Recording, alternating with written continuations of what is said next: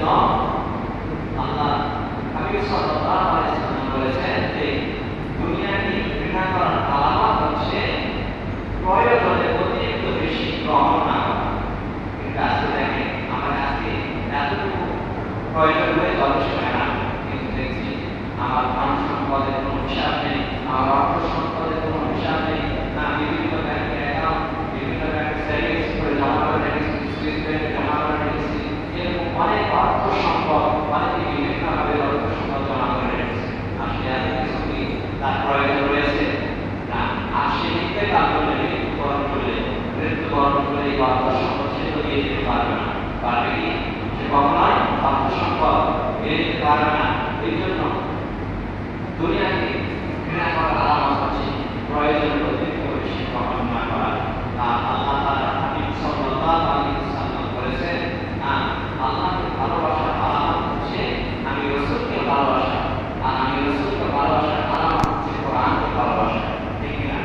এই জন্য আল্লাহ রাব্বুল আলামিন বলেন, ইয়া আইয়ুহাল্লাযীনা আমানু আতিউল্লাহ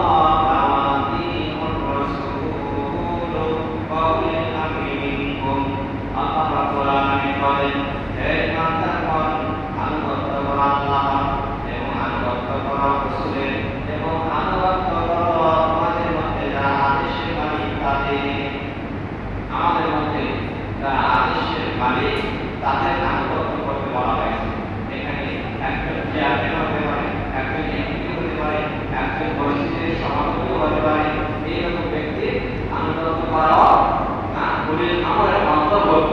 আলহামদুলিল্লাহ, তারা আনুগত্য করতে বলা হয়েছে মহান আল্লাহ রাব্বুল আলামিন, এবং আনুগত্য করতে বলা হয়েছে রাসূলের, এবং পুলিশ আমলের আনুগত্য করতে বলা হয়েছে। আলহামদুলিল্লাহ।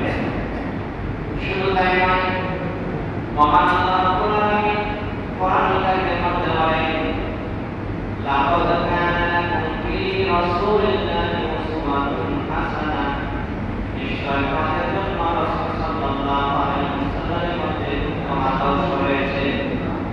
যারা আল্লাহর প্রশংসা আশা রাখে এবং আল্লাহকে অধিক স্মরণ করে তাদের জন্য, তাহলে নবী করিম সাল্লাল্লাহু আলাইহি ওয়াসাল্লামের আদর্শ, উত্তম আদর্শের মধ্যে রয়েছে আমাদের উত্তম আদর্শ। এনার আদর্শের মধ্যে রয়েছে আমাদের জন্য উত্তম আদর্শ। এনার অনুকরণ, অনুসরণ, এনার ভালোবাসা, এনার মহব্বত আমরা যদি করি, আমরা যদি মেনে চলি, তাহলে আমাদের জন্য সেই আদর্শ হবে উত্তম আদর্শ। কিনা? এই জন্য মহান আল্লাহ রাব্বুল আলামিন রাসূল সাল্লাল্লাহু আলাইহি ওয়াসাল্লামের বাইরে যাওয়ার জন্য আমাদের যুক্তি রাসূল সাল্লাল্লাহু আলাইহি ওয়াসাল্লাম যা আদেশ করেছেন তা মেনে চলা, এবং যা নিষেধ করেছেন সেটাকে পরিহার করা, বর্জন করা।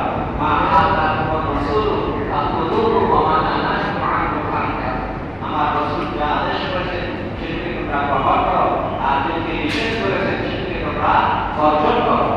অপরদিকে আমার আল্লাহ রাব্বুল আলামিন বলেন, কুল ইন কুনতুম তুহিব্বুনাল্লাহ ফাত্তাবিউনি ইউহিব্বুকুমুল্লাহ ওয়া ইয়াগফির লাকুম যুনুবাকুম ওয়াল্লাহু গফুরুর রাহিম।